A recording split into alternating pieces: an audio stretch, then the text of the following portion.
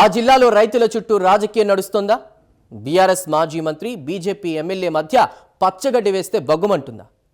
Soya, పత్తి రైతులకు మద్దతుగా మాజీ మంత్రి నిరసన కార్యక్రమాలు చేస్తుంటే ఆ ఎమ్మెల్యే రంగుమారిన సోయాను కొనాలని సీఎంకు వినతి పత్రం ఇవ్వడం సరికొత్త రాజకీయ ఎత్తుగడేనా?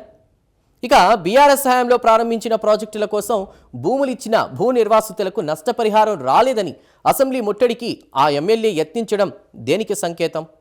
ఇద్దరు నేతల రాజకీయ చదరంగంలో రైతులతో చెక్మేట్ రాజకీయాలు జరుగుతున్నాయా? అసలు ఆ జిల్లా రాజకీయాల్లో ఏం జరుగుతుందో ఈ స్టోరీలో చూద్దాం.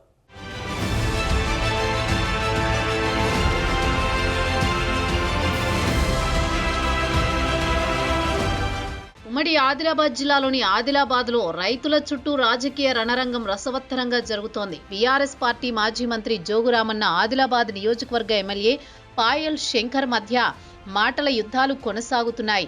రైతులను నిండా ముంచింది మీ పార్టీ అంటే మీ పార్టీ అంటూ రైతులతో రాజకీయాలు చేస్తున్నారు ఈ ఇద్దరు నేతలు. తెలంగాణ రాష్ట్రంలో అసెంబ్లీ ఎన్నికలు ముగిసినప్పటికీ అసెంబ్లీ ఎన్నికల్లో మొదలైన ఈ నేతల మధ్య మాటల తూటాలు, యుద్ధాలు ఇంకా కొనసాగుతూనే ఉన్నాయి. అసెంబ్లీ ఎన్నికల సందర్భంలో ప్యాన్ ట్యాక్స్ పేరిట పాయల్ శంకర్ కోట్ల రూపాయలు వసూలు చేశారని గతంలో జోగురామన్న కామెంట్ చేయగా, కలప దందాను అడ్డం పెట్టుకుని కోట్లు కొల్లగొట్టావు కాబట్టే బీఆర్ఎస్ అధినేత కేటీఆర్ వద్ద ఉన్న ఆధారాలు మరిచిపోయావంటూ పాయల్ బాంబు పేల్చారు. ఆదిలాబాద్ జిల్లాలో ప్రభుత్వ అధికారిక పర్యటన సభలో సీఎం రేవంత్ రెడ్డిని పాయల్ శంకర్ ఆకాశానికి ఎత్తేయడంతో జిల్లాలో చర్చల మీద చర్చలు జరుగుతున్నాయి.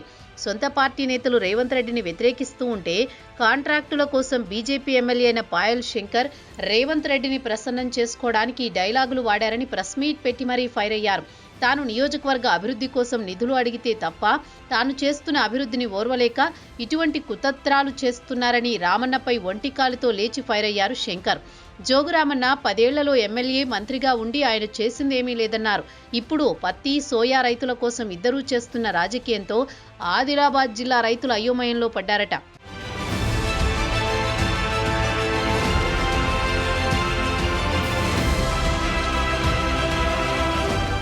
అయితే గత కొద్ది రోజులుగా బీఆర్ఎస్ పార్టీ ఆధ్వర్యంలో ఎటువంటి కొర్రీలు లేకుండా సోయా, పత్తి పంటలు కొనుగోలు చేయాలని జోగురామన్న రైతులతో కలిసి నిరసన కార్యక్రమాలు చేస్తున్నారు.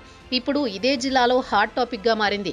రైతులతో కలిసి జాతీయ రహదారిపై రాస్తారోకోలు, బీజేపీ ఎంపీ గోడం నగేష్, ఎమ్మెల్యే పాయల్ శంకర్ ఇంటి ముట్టడి, కలెక్టరేట్ ముందు నిరసన కార్యక్రమాలు అగ్గి రాజేస్తున్నాయి. ప్రతిపక్షంలో ఉన్నప్పుడు అడ్డగోలు రాజకీయాలు చేసి ఎమ్మెల్యేవైన నువ్వు ఇప్పుడు అసెంబ్లీలో రైతుల పక్షాన ఎందుకు పోరాడడం లేదంటూ ఎమ్మెల్యే శంకర్ పై జోగురామన్న ఫైర్ అవుతున్నారు.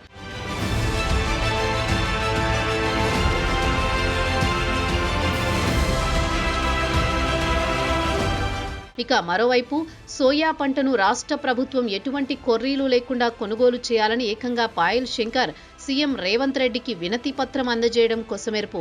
మరోవైపు బీఆర్ఎస్ పార్టీ హయాంలో ఆదిలాబాద్ జిల్లాలో చేపట్టిన చనాకా కోరాట ప్రాజెక్టు భూ నిర్వాసితులకు పూర్తిగా పరిహారం అందలేదు. దీంతో వారందరికీ నష్టపరిహారం అందించాలని అసెంబ్లీ ముట్టడికి భూ నిర్వాసితులతో నిరసన కార్యక్రమం నిర్వహించారు పాయల్. దీంతో జిల్లా రాజకీయాల్లో ఆసక్తికర సన్నివేశాలు తెరమీదకు వస్తున్నాయి.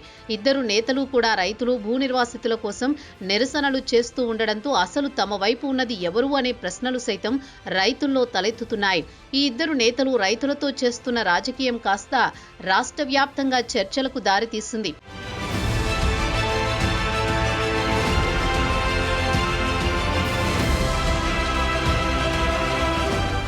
మొత్తానికి బీఆర్ఎస్ పార్టీ హయాంలో రైతులకు ఇదే పరిస్థితి ఉన్నప్పుడు అప్పుడు రైతుల పక్షాన ఎందుకు పోరాటం చేయలేదని బీజేపీ నేతల ఆరోపణలు చేస్తుండగా, అధికారం లేనప్పుడు రైతుల కోసం తామే ఉన్నామంటూ ముందుండి నిరసన చేసిన నేతలు అధికారంలోకి వస్తే కేంద్రాన్ని, రాష్ట్ర ప్రభుత్వాన్ని ఒప్పించి ఎందుకు పంట కొనుగోలు చేసే దిశగా చర్యలు తీసుకోవడం లేదని బీఆర్ఎస్ నేతలు ఆరోపణలు చేస్తున్నారు.